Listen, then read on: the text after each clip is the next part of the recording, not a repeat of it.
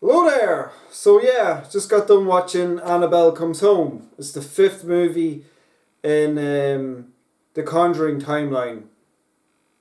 It starred, oh gosh, Madison Eisman and some of the original cast from The Conjuring, like the mother and father and the daughter. The daughter was actually in Young Sheldon as well. She was in there. Madison Eisman was actually in the Jumanji films. I knew I recognised her. I was just like, she was in the new Jumanji films, I should say. Um, she's she's in like the beginning of it, and then she kind of, gets sucked into the game. But in the second one, actually, she's has more scenes. I think because she got more famous, um, which is super interesting. Just checking the other co-star to see what she was in. Oh, they're actually both in Twisted Sisters. Oh, that's interesting. Huh. Cool. Um.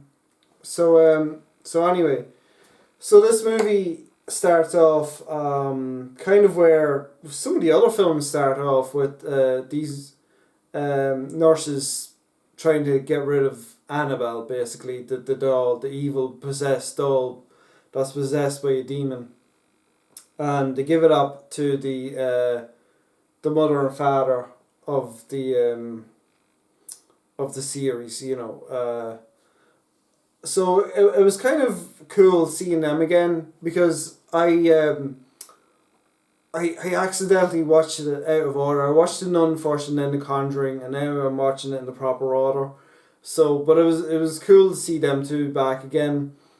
They were at the beginning of the film picking up Annabelle, and then they kind of ran into a car accident, and then the I think I'm not sure, but I think they ended up um, excuse me, they ended up down a road and the car broke down, and he actually ended up where Annabelle was from, and because hence the title Annabelle Comes Home, and I was thinking, gosh, is this actually a prequel and not a sequel to Conjuring? But and then there was even the truck nearly killed the father because it was crazy. But but the important bit of it is like the mother seen a load of ghosts and realized actually Annabelle attracts ghosts like craziness. So that's the beginning of the film. Um, so I'm going to get into spoilers and stuff because I'm just going to talk about the film. Um, Overall, I thought the film was very good, very well paced, good actors in it. Um, there was actually false scares where nothing happened. That actually happened at the beginning because the mother had the map up on the window and you think you're going to see something and then she pulls it down and you see nothing, and that was hilarious. There was actually a few funny bits in this film. I actually really appreciate that. I really enjoy that. I like it when a film makes me laugh, like a scare. That's why I like watching scary films because they make me laugh. And the last film I watched made me laugh a couple of times, but they all kind of make me laugh. So The Nun was just hilarious because it was. I think it wasn't that great, but it was alright. But Annabelle Comes Home is really kind of like The Conjuring, but where it's like it's a haunted house situation. Um, the babysitter, uh, she's babysitting the daughter, and she has a friend. So it kind of goes into backstories about them, and then she meets like the boy she likes, and then it shows kind of the daughter can actually see ghosts too. She can actually see a priest that's haunting the school, and you think, oh gosh, here we go. And so I like his twist later on. That was good. If I don't mention it again, but that was good.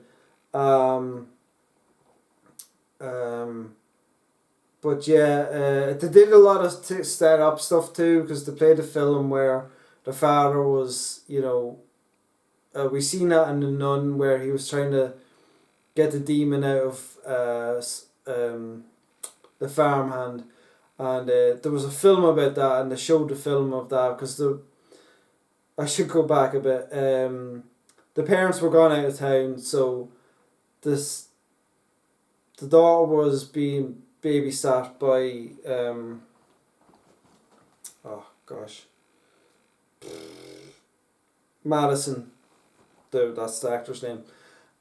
She was being babysat by Madison, and Katie was the friend. So Madison and Katie, they're the actor names, but whatever. So they were looking after a little girl, but Madison kind of wanted to get in contact with her father because her father died recently. So she was really eager to get into the house and see if there was any ghosts around, or see if there was anything that could help her get in contact with the father. And of course, she went down to the room where Annabelle is being kept and all of the other artifacts are being kept. And then I kind of got the thing of where it's like, gosh, this is a lot like Warehouse 13. You know? If you don't know that TV show, look it up. It's actually pretty funny, good TV show. But it's actually pretty similar to it. But so anyway, she gets the keys, goes in, and kind of opens the thing to let Annabelle out, like only a little bit. So then that's how Annabelle gets out, basically. So that's kind of the beginning of the film. There's a lot of good setup with everything, and then the film is paced well. There is a lot of payoffs and a lot of setups, including the board game, which is great because you see the board game peripherally every now and again, and then all of a sudden, all the girls are playing the board game, and it's just like, I'd say some people might think, oh, it's just a normal board game, and not realize it's one of it's from the room where all of the evil possessed stuff is being kept. That was good. That was like kind of like the first indicator. They kept up a lot of the themes where you see stuff in the mirror. You kind of see stuff that they can't see. You see ghosts walking around. The demon came back. Annabelle the demon actually came back and was really good. And this time it kind of was really attached to the little girl, the daughter. So that was really interesting. So kind of so like I said, getting into spoilers. I'm just going to talk about my favorite bits. I won't talk about the whole film.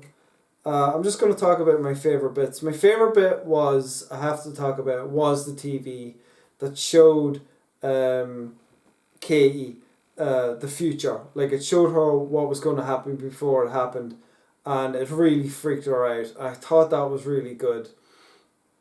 There was a picture from an old case that actually looked like the babysitter. The girl that was killed was pretty similar to the babysitter, which makes me think that maybe she'll appear in another film. Maybe she already has, because I'm watching them in order. I don't know whether she already has appeared in one of the other films. I think there's a couple more movies, maybe just one more movie. Hopefully she'll appear again in another film because she's a really good actress. But they're all really good actors. They're all really good, so they were.